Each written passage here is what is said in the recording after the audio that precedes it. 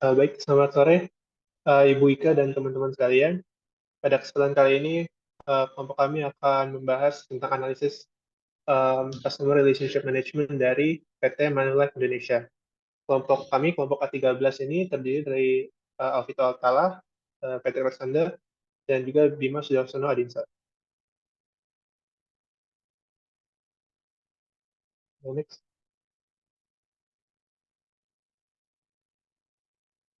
Ya, jadi outline dari presentasi kami pada hari ini adalah satu yaitu adalah pendahuluan, dua yaitu adalah metode penelitian, tiga laporan, dan juga kesimpulan. Next.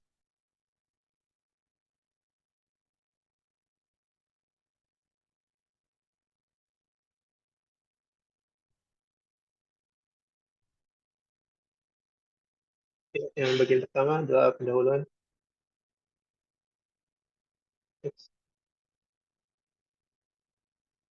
Nah, eh, perusahaan yang kami analisis pada kesempatan kali ini adalah Manulife. Manulife merupakan sebuah perusahaan yang bergerak di bidang jasa layanan keuangan seperti asuransi jiwa, asuransi kesehatan, asuransi pendidikan, dan lain-lain. Manulife menerapkan CRM strategi yaitu customer oriented. Next.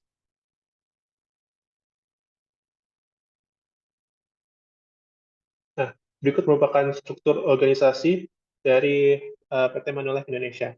Lengkap dari board of directors-nya sampai ke berbagai departemen yang ada di dalam PT Manulife Indonesia. Ya, next. Nah, metode penelitian. Next. Nah, langkah penelitian kami untuk melakukan analisis PT Manulife Indonesia adalah dengan menggunakan wawancara sebagai primary data kami. Nah, fokus dari wawancara ini adalah untuk mencari dan memahami praktik CRM yang digunakan oleh Manulife Indonesia. Next.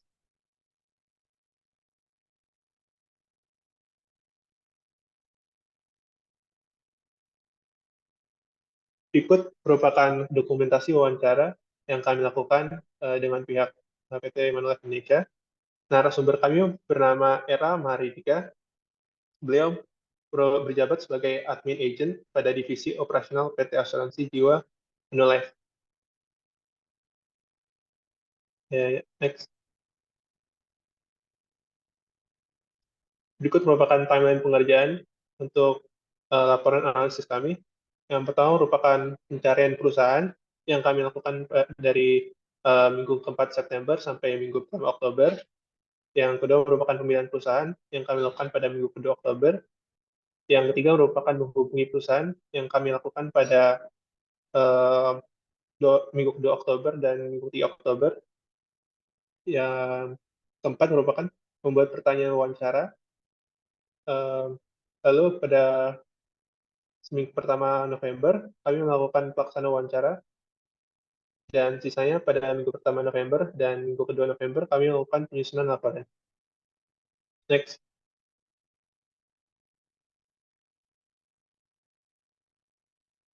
Nah, dalam pengerjaan laporan ini terdapat berbagai macam tantangan.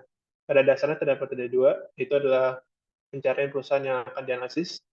Seperti semua orang yang melakukan laporan ini, tentunya kita perlu memilih perusahaan terlebih dahulu, dan proses itu cukup ribet, di mana kita harus bertanya ke beberapa orang terlebih dahulu, tetapi kita memutuskan untuk mencari dari orang tua salah satu anggota kelompok kami. Nah, setelah sudah mendapatkan perusahaan, kesulitan yang kita ketemuin adalah untuk mencari pegawai yang berpengalaman dan memahami konsep CRM, di mana terdapat kendala yang terdapat kesulitan di mana terdapat banyak departemen pada uh, Manulife Indonesia menggunakan CRM, namun susah untuk menemukan orang yang memahami semua CRM yang mereka gunakan secara keseluruhan. Baik, next.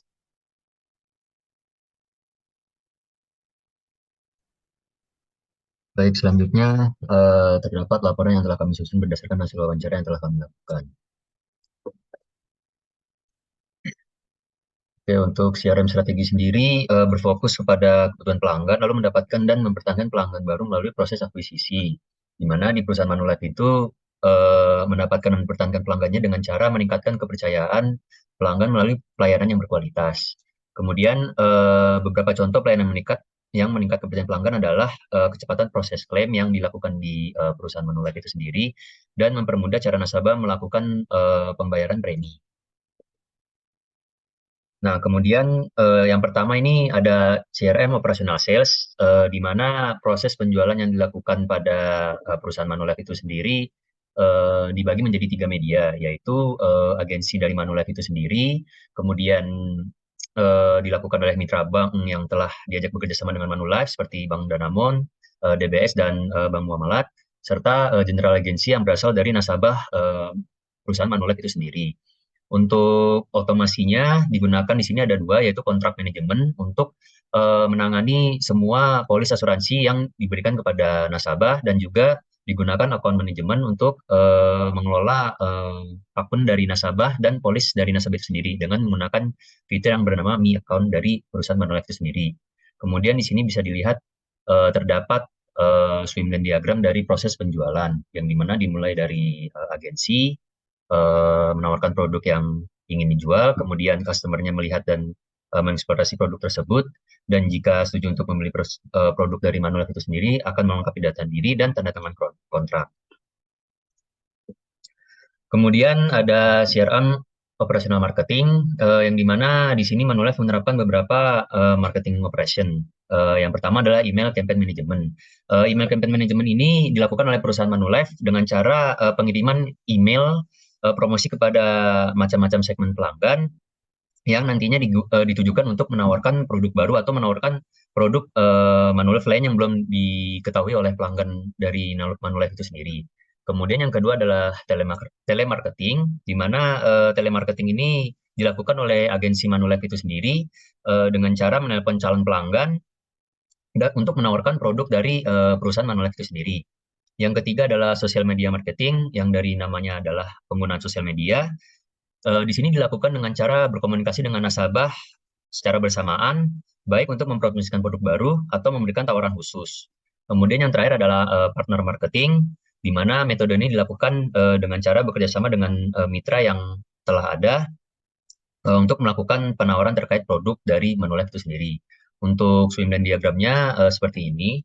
Pertama, produk yang diingin ditawarkan oleh tim marketing itu sendiri dilakukan perencanaan untuk jenis konten pada promosi yang akan dilakukan. Kemudian saat dijalankan promosi, jika memang tim Manulife memerlukan bantuan mitra, maka akan dilakukan penyebaran materi oleh mitra dari perusahaan Manulife itu sendiri. Dan nanti di akhir akan ada evaluasi dari hasil promosi.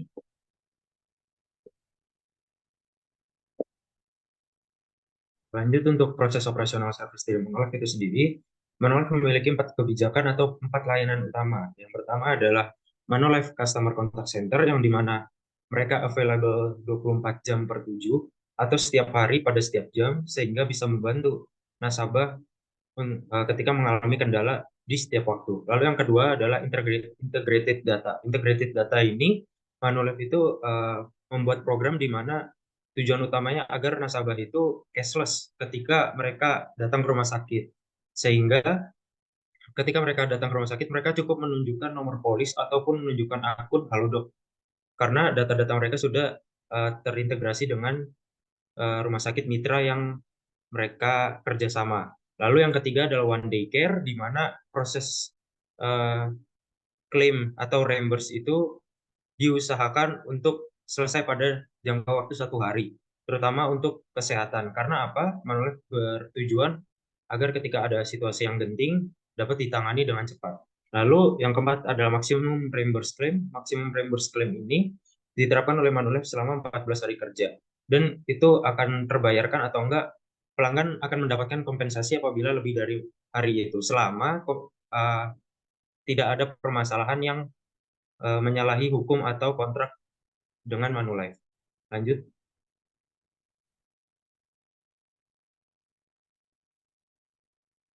Lalu untuk otomasi dari proses operasional CRM pada bagian service untuk Manulife itu sendiri, yang pertama ada MiClaim. MiClaim ini di sini dia mengotomatisasi proses klaim dari reimburse claim dari Manulife itu sendiri. Jadi pelanggan cukup mengupload foto dan mengupload foto itu dalam bentuk bukti transaksi. Nah, di situ nanti nasabah akan mendapatkan nomor reference number, tidak perlu datang ke kantor. Lalu queuing dan routing, di mana ketika nasabah mendapatkan permasalahan dan menelpon customer center, mereka akan ditanyakan permasalahannya. Apabila tidak dapat diselesaikan oleh customer center, maka akan di-routing kepada divisi terkait dan sesuai dengan produk terkait. Lalu untuk agent management, karena seperti yang sudah dijelaskan pada sales sebelumnya, Manulife itu memiliki agency dan general agency. Manulife juga memiliki agent management untuk mengatur semua agent-agent mereka. Lalu untuk kontrak manajemen di sini adalah untuk memanage kontrak atau polis yang ditandatangani oleh nasabah, dan tidak hanya itu, dengan SOP ataupun kontrak terkait dengan mitra-mitra juga tercantum dalam kontrak manajemen ini. Next. Lalu berikut adalah CRM operational service swimlane untuk service dari customer service dari Manulife. Yang pertama adalah ketika ada keluhan atau masalah dari nasabah masuk, mereka akan menghubungi customer center, lalu akan ditindaklanjuti oleh customer center. Apabila customer center dapat mengatasi keluhan, maka keluhan akan langsung selesai. Namun apabila tidak dapat diatasi, customer center akan masukkan tipe produk nasabah, karena mereka menyelesaikan berdasarkan produk, lalu memasukkan tipe permasalahan nasabah, lalu customer center akan meneruskan keluhan tersebut ke divisi terkait sesuai dengan keluhan dan produk tersebut. Lalu divisi terkait akan menindaklanjuti keluhan. Berikut. Lanjut. Lalu untuk customer life cycle itu sendiri, yang pertama adalah customer acquisition, di mana Manulife itu memiliki berbagai cara marketing, dimulai dari acara TV dengan Metro TV, lalu telemarketing, sosial media, WhatsApp, maupun email.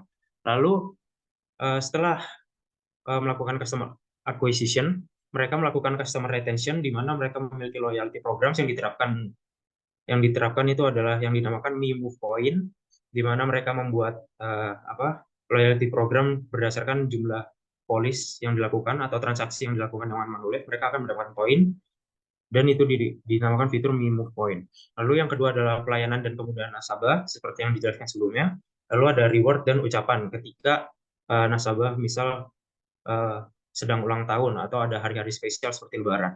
Lalu untuk customer development mereka Manulife menggunakan data internal yang dikumpulkan melalui registrasi Mi Account dan tanda tangan kontrak pada penerbitan polis.